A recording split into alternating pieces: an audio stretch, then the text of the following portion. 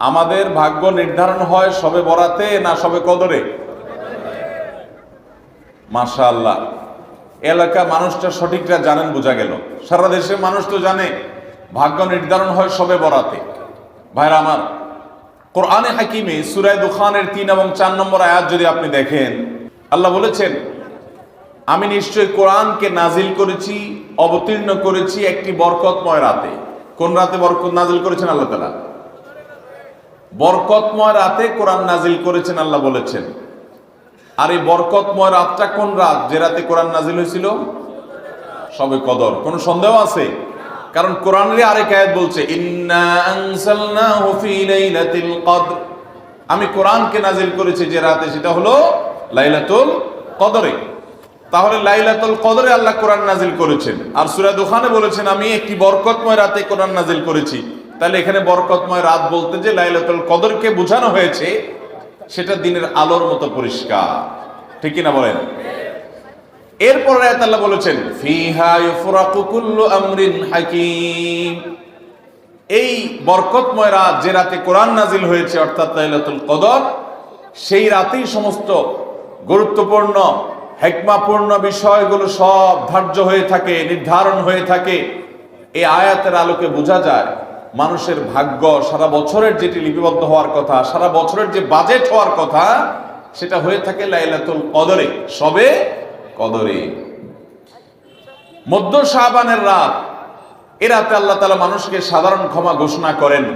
যাদের মনে হিংসা নাই, যাদের মনে মানুষের প্রতি বিদ্বেষ শত্রুতা নাই, এবং যারা শিরকে লিপ্ত না, এই মানুষগুলো ছাড়া বাকি মানুষগুলোকে মধ্য শাবানের রাত, যেটাকে আমরা শবে বরাত বলি, হাদিসের ভাষ্য শবে বরাত নয়, হাদিসের ভাষ্য হলো লাইলাতুন নিসফি মিন শাবান, সেই রাতে আল্লাহ রাব্বুল আলামিন বান্দাকে সাধারণ ক্ষমা ঘোষণা করেন।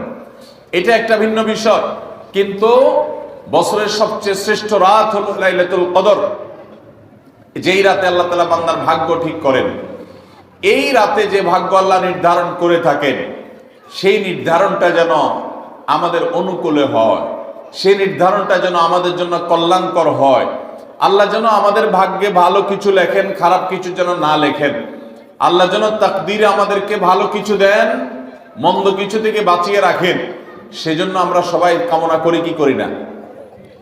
শুধু করি তা না, শবে বরাতে যত মানুষ মসজিদে আসে আমাদের দেশে, সারা বছরের অন্য কোন রাত দিন অন্য কোন সময় এত মানুষ মসজিদে আসে, কারণ কি? শবে বরাতে মানুষ মসজিদে বেশি আসে কেন? কি কারণে আসে বলেন দেখি? সবচেয়ে বেশি মানুষ মসজিদে আসে কোন দিন? শবে বরাতে। কেন এই দিন বেশি আসে কেন? একজনকে সিন্নি খাওয়ার জন্য না, সিন্নি তো অন্য দিনও দেয়। এই রাতে বেশিরভাগ মানুষ মসজিদে যায় বা ইবাদত বন্দেগী করে যার যার মতে করে।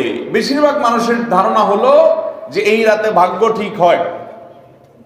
যেহেতু ভাগ্য ঠিক হয়, ভাগ্য নির্ধারণ হয়, সেই জন্য এই রাতে মসজিদে যায়, ভিড় জমায়, যে একটা রাত ইবাদত বন্দেগী করে যদি ভাগ্যটা নিজের অনুকূলে লিখে নেওয়া যায়, সারা বছরের ভালো কিছু লেখাই নেওয়া যায়, তাহলে তো সারা বছর ভালো থাকা যাবে। এই জন্য ওই একটা রাত একটু বেশি ইবাদতবন্দি করার চেষ্টা করে, ঠিক না বেঠিক?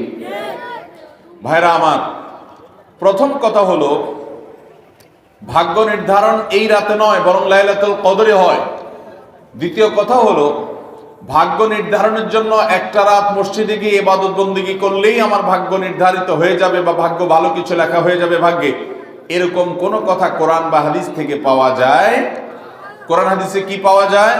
সূরা নাহাল আয়াত নম্বর 97, মান আমিলা সালিহাম মিন যাকারিন আও উনসা ওয়া হুয়া মুমিন, পুরুষ হোক আর নারী হোক, যে কোনো ব্যক্তি যদি ঈমানদার অবস্থায় ভালো কাজ করে, পুরুষ হোক কিংবা মহিলা, যে কেউ যদি ভালো কাজ খুঁটে খুঁটে খুঁটে নেক আমল করে, ভালো ভালো নেক কাজ, কোরআন হাদিসে নির্দেশিত কাজ, আল্লাহ যা করতে বলেছেন, রাসূল সাল্লাল্লাহু আলাইহি ওয়াসাল্লাম যা করতে বলেছেন, যদি সে কাজগুলো করে, এমত অবস্থায় করে যে সে ঈমানদার, অর্থাৎ ঈমান থাকতে হবে, ঈমান আছে এই অবস্থায় যদি নেক আমল করে, তাহলে কি হবে?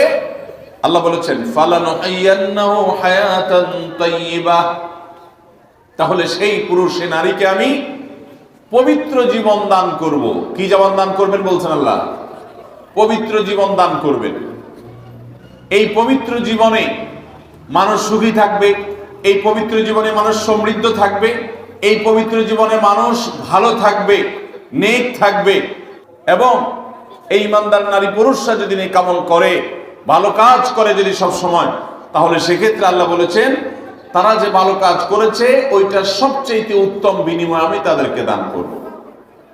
তাহলে এই আয়াত থেকে প্রমাণ হয়, যদি কেউ ঈমান আনার পর নেকামল করতে থাকে, নেকামল করতে থাকে, একদিনের নেকামল নয়, এক রাতের নেকামল নয়, সারা বছর জুড়ে সারা জীবন ধরে ভালো কাজ করার চেষ্টা যদি কেউ করে, আল্লাহ তাআলা তাকে পবিত্র জীবন দিবেন, সৌভাগ্যবান মানুষের জীবন দিবেন, সুখী মানুষের জীবন দিবেন। এখান থেকে বোঝা যায় কি ভাগ্য নির্ধারণের জন্য এক রাত আমল করতে হবে নাকি সারা বছর? সূরা আরাফ আয়াত নম্বর 96, সূরা আরাফ আয়াত নম্বর কত? 96। আল্লাহ বলেছেন ওয়ালাউ আন্না আহলাল কুরা আমানু ওয়াত্তাকাউ, যদি কোন জনপদের লোকেরা ঈমান আনে আর তাকওয়া অবলম্বন করে। তাকওয়া কি?